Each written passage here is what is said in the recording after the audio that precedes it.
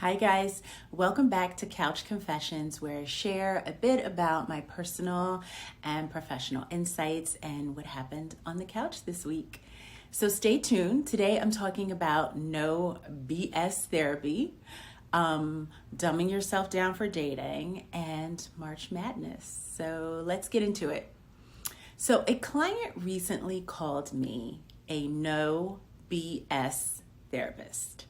And when I asked what she meant, she said, I got a little teary-eyed when she said it, but she said, "You won't let me settle for mediocrity, but you push me with compassion." And honestly, that's my philosophy. I try to combine psychotherapy with coaching because I believe in revealing to heal, right? That's what therapy is. You reveal to heal, helping you uncover hidden emotional baggage or limiting beliefs that are holding you back. And then once you've healed or got you in a good place, then we try to help you flow. And my coaching programs then help you grow. So it's like flow to grow, reveal to heal. But it's kind of my signature way I like to work. So if that resonates with you, share in the comments what works for you. You never know if you might be able to help someone else with your experiences. So I've been thinking a lot about an episode I saw on Hot Mess podcast with Bethany Frankel, and she was chatting with Alex Earl. And I talked about Alex Earl in my last Couch Confessions, but they were talking about dating, and what they said really struck a chord with me.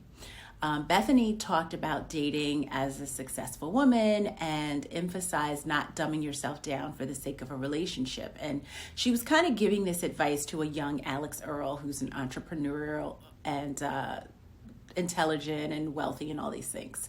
And what she said really resonated with me because I think though it hasn't been intentional, there have been times I have watered down my accomplishments, held back stories, not talked about career wins or personal triumphs, all for being afraid, I think, of sharing too much or maybe intimidating a potential partner. I think we've all been there. And Bethany mentioned that some of the men that she has dated have felt unnecessarily competitive to her in a way where it felt like she was afraid to trigger some sort of competitiveness, and that made her mute her own successes. And honestly, that kind of self-censorship really gives me a major ick. It gives me major ick vibes. But I think it's something we're all faced with. I remember one time specifically, I had just gotten a promotion and I started to get worried that if I talked about it, it would come off as showing off. So instead of being authentic, I muted myself, and the connection just wasn't there anymore, right? Because once you start muting yourself and you're not authentic and vulnerable in your relationships and open to really expressing who you are, the connection's basically gone, right? So I think hearing Bethany's advice made me remember times that I had stopped sharing wins in my relationships. And, it's I was not only doing myself a disservice, I was also doing the dynamic of the relationship a disservice, because again, it creates this unspoken barrier that I think dims the real vibrant connection that you need in a relationship. And of course, everybody wants to be with someone who truly appreciates them for who they are. And so I just thought this was excellent advice. It's advice I give to my daughter. We want to be, and my son, you want to be with someone who can celebrate your wins, accept your struggles, and really show up as your unfiltered version of you, who you are. I know I do, right? You want to show up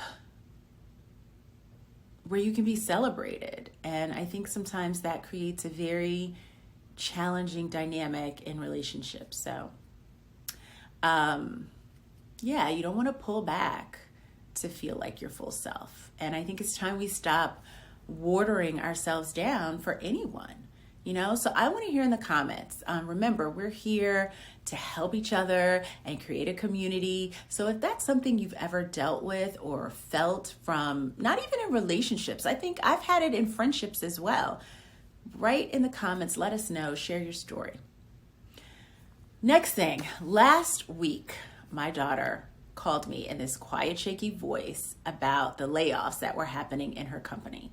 2 or 3 people from her department had already been let go, and it was like this uncertainty was like this cloud of doom that was hanging over everybody. And although thankfully she wasn't let go, I think that fear of what could happen was just hanging in the air all week for her and for me, because she was like constantly texting me all day. It was very intense. She even mentioned that like random coworkers like found out about someone else being let go, and that coworkers were like crying and like teary-eyed when they left this meeting, finding out that someone had been laid off. And she told me about one time she randomly walked in the bathroom and found a coworker in there unexpectedly crying because she had just left a meeting where she was laid off. It's just such an intense time.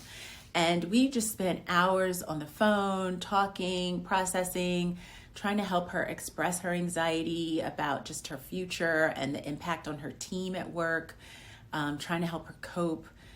And, I tried to encourage her to just take small breaks and stepping away from her desk to clear her head, even if just for a few minutes. And then, I shared some of my experiences of uncertainty and reminding her that these are just moments. Although they're very unnerving and anxiety provoking, they are moments and they are temporary. I mean, my job has been eliminated before, and you get back up.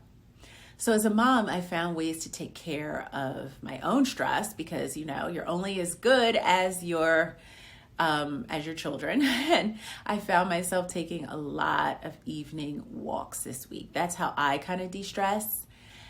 And then I even planned a fun distraction, or my kids planned this fun distraction. It was kind of like budding in the background, but the timing was so perfect, right? March Madness was just the best distraction that I feel like my family needed.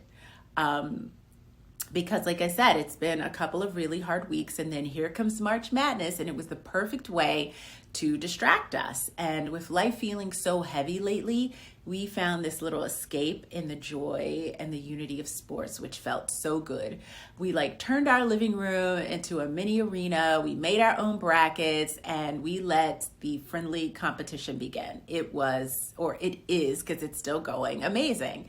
And it wasn't just about picking winners. It was about laughing together, sharing the excitement, and reminding ourselves that sometimes a little fun is exactly what you need in this world of madness. So that was kind of my week.